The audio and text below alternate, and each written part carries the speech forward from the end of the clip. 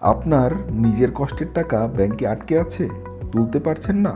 আজকের ভিডিওতে আমি আপনাদেরকে দেখাবো কিভাবে আপনি আইনসম্মতভাবে আপনার টাকা ফেরত পেতে পারেন। বাংলাদেশে বর্তমান বেশ কিছু ইসলামী ব্যাংকে তারল্য সংকট চলছে। হাজার হাজার গ্রাহক তাদের জমানো টাকা তুলতে পারছে না।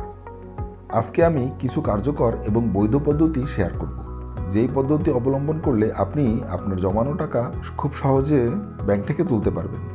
প্রথমে চলুন সমস্যা কোথায় সেটা জেনে নিই। ব্যাংকগুলোতে তারল্য সংকট চলছে, অনেক ঋণ আদায় হয়নি, গ্রাহকের আস্থা কমে গেছে, সবাই একসাথে টাকা তুলতে চাইছে। কিন্তু মনে রাখবেন, এটা আপনার টাকা, আপনারই অধিকার। তাহলে চলুন পদ্ধতিগুলো আমরা জেনে নিই। প্রথম পদ্ধতি হলো ধাপে ধাপে উত্তোলন। প্রতিদিন ছোট ছোট অঙ্কে টাকা তুলুন।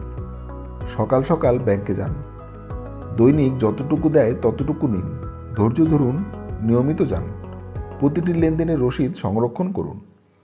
পদ্ধতি নাম্বার 2, এটিএম এবং মোবাইল ব্যাংকিং। ডিজিটাল মাধ্যম ব্যবহার করে টাকা উত্তোলন করুন। রাত 12টার পরে এটিএমে ট্রাই করুন। মোবাইল ব্যাংকিংয়ে ফান্ড ট্রান্সফার করুন। বিকাশ, নগদ, রকেটে টাকা পাঠান। অন্য ব্যাংকে বিএফটিএনে ট্রান্সফার করুন। পদ্ধতি নাম্বার 3, চেক ব্যবহার। চেকের মাধ্যমে আপনি টাকা ট্রান্সফার করতে পারেন অন্য ব্যাংকে। অন্য ব্যাংকে আপনার অ্যাকাউন্ট থাকলে সেখানে চেক জমা দিন। ক্লিয়ারিংয়ে একটু সময় লাগলেও আপনার টাকা পাবেন। বাউন্স হলে সেটিও রেকর্ড রাখুন, এতে আপনি আইনি সহায়তা পাবেন। পদ্ধতি নাম্বার 4, শাখা পরিবর্তন। বিভিন্ন শাখায় আপনি ভিজিট করুন। প্রধান শাখা অর্থাৎ প্রিন্সিপাল শাখায় যান।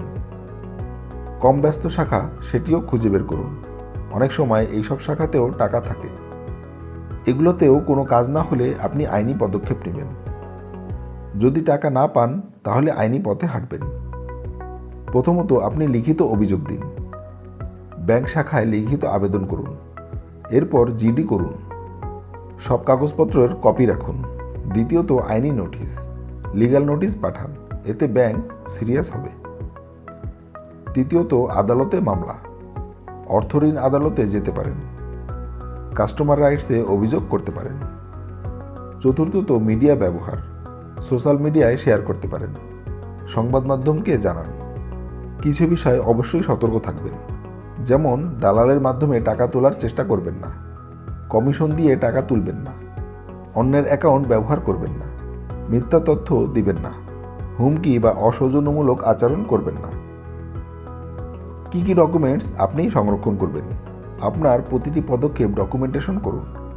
যেমন ব্যাংক ভিজিটের ভিডিও করুন, কথোপকথন রেকর্ড করুন, সব রসিদ ও কাগজপত্র স্ক্যান করে রাখুন, তারিখ ও সময় নোট রাখুন। এগুলো পরে আপনার আইনি লড়াই করতে সহায়তা করবে। মনে রাখবেন, এটি আপনার কষ্টের টাকা, আপনার অধিকার। ভয় পাবেন না, হাল ছাড়বেন না, ধৈর্য ধরুন এবং বৈধ পথে লড়াই করুন।